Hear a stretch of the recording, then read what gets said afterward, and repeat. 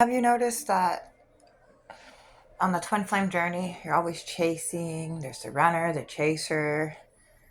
Well, honestly, really, really sit there and think about the patterns if you think you have a flame, because it is not. It's false.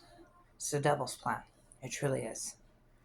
Nobody would sit there and break up a family like that.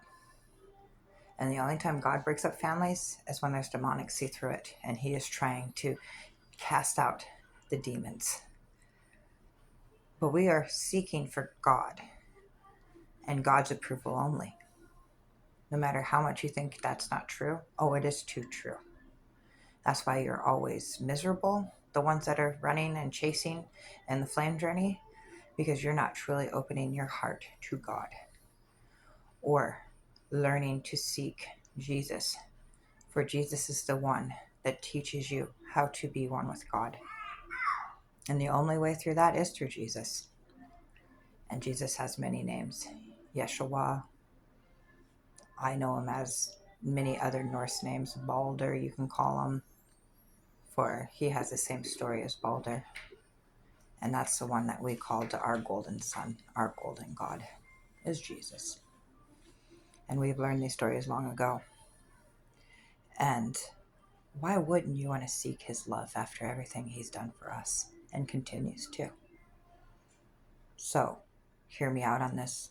I'm not bashing you or dogging any of you that are going through this journey. I was on that journey on purpose. God led me to it, for I am his warrioress, his goddess of love, the one of purity, just like Mary Magdalene, the one that was there through it all and always has been through everything, and in many lifetimes and many fleshes. For we are a mere temple and a servant to God for a reason, and a warrior for him through women and men. But like I said, God is your true flame.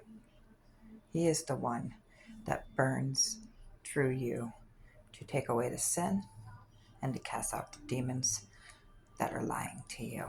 Remember, Mary had 7 demons, and he cast it out through the fire and the love that he had, the pure love of unconditional love that he has still for all of us, even when we mess up.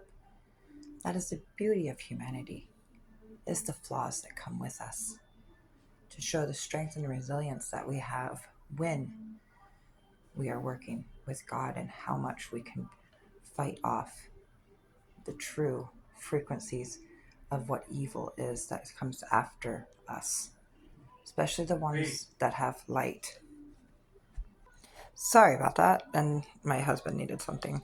But that's also what I wanted to talk to about, is distractions. There are distractions that are innocent, but sometimes there's distractions that are on purpose to stop us from what we are doing.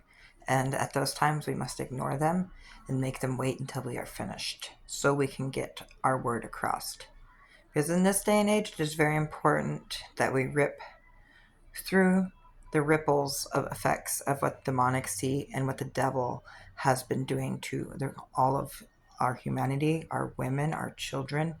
And it is my job to protect women and children. And also, the men that are fighting for us is to protect them also, because we love them dearly, for they are of what God has chosen for us to be protected by, right?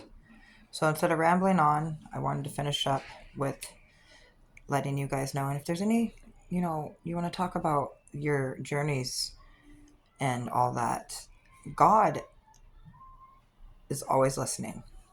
Always talk to him. Not just, always talking is prayer to him when you're talking to God. I pray to him every second, every morning, from the moment I woke up to the moment I go to sleep. I am always talking to God. And yeah, it makes you uncomfortable at times, because people will look at you like, well, who are you talking to? And they'll think that you're talking to yourself. You're not talking to yourself.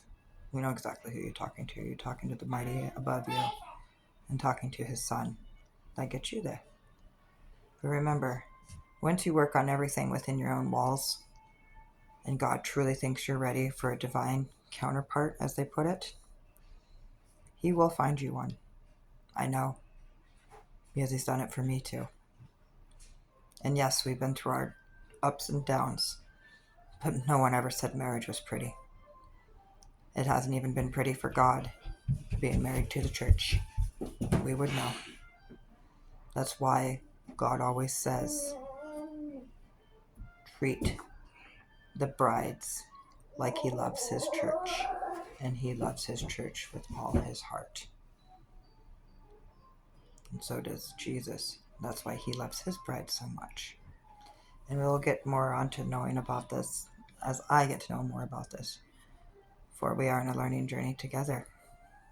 And I'm glad you're here on the path with me on not the same path per se, but meeting the same goal at the end, right?